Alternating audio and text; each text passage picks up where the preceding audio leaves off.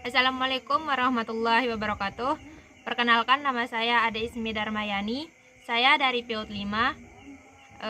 Saya akan mempresentasikan tentang perkembangan fisik dan motorik anak usia dini oleh dosen pengampu Bapak Hairul Azmi MPD. Perkembangan fisik motorik anak adalah aspek krusial di usia dini. Guru dan orang tua harus bekerja sama menstimulasi motorik dan melalui permainan yang menyenangkan. Anak usia dini bisa disebut sebagai masa emas atau golden age. Adalah masa peka di mana perkembangan anak usia terjadi secara optimal, meletakkan dasar bagi kemampuan fisik, kognitif, dan emosional dan moral pada anak. Jenis motorik ada dua, yaitu motorik kasar dan motorik halus.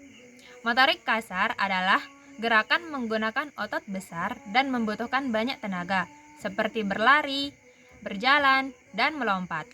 Sedangkan motorik halus adalah gerakan tubuh menggunakan otot kecil, memerlukan konsentrasi mata dan tangan, seperti melipat, menggunting, dan meronce. Contoh tahapan perkembangan fisik dan motorik anak usia dini. Yang pertama, dimulai dari usia 0 sampai 3 bulan. Contohnya seperti mengontrol kepala, mengangkat kepala saat terlungkup, dan refleks menggenggam. Di usia 4 sampai 6 bulan, contohnya duduk dengan dukungan, berguling, dan meraih sebuah objek. Yang ketiga, dari usia 7 sampai 12 bulan, duduk tanpa dukungan, merangkak dan berdiri dengan pegangan, dan langkah pertama. Yang keempat, usia 1 sampai 2 tahun, berjalan sendiri, keseimbangan meningkat, menaiki tangga, dan bantuan berlari kecil. Yang kelima, usia 2 sampai 3 tahun. Bisa berjalan stabil, berlari, melompat dengan kedua kaki, menaiki atau menuruni tangga. Yang keenam, usia 3 sampai 4 tahun. Seperti melompat satu kaki, gerakan kompleks, dan berlari lebih cepat atau lompat jauh. Dan yang ketujuh, 4 sampai 5 tahun. Contohnya koordinasi dan keseimbangan terampil, bersepeda menggunakan roda 2, melompat dan dari ketinggian rendah. Ada 6 peran stimulasi dalam perkembangan anak usia dini. Yang pertama, motorik kasar. Yang kedua, motorik halus. Yang ketiga, lingkungan mendukung. Yang keempat, kognitif. Yang kelima, bahasa dan komunikasi. Dan yang keenam, kepercayaan diri.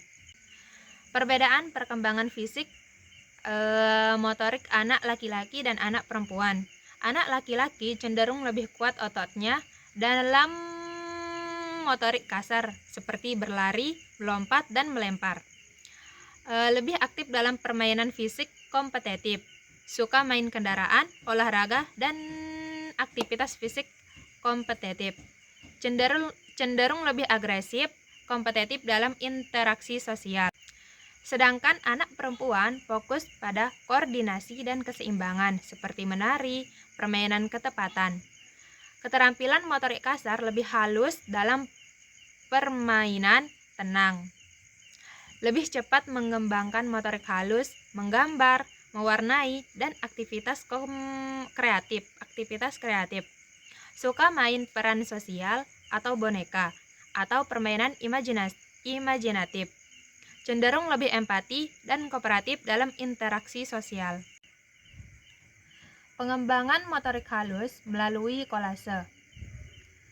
Motorik halus adalah gerakan melibatkan otot saraf, urat saraf, dan otot yang terkoordinasi. Kolase adalah kegiatan membentuk gambar menjadi karya indah menggunakan berbagai bahan, Yang pertama, sedotan, tali, dan kardus.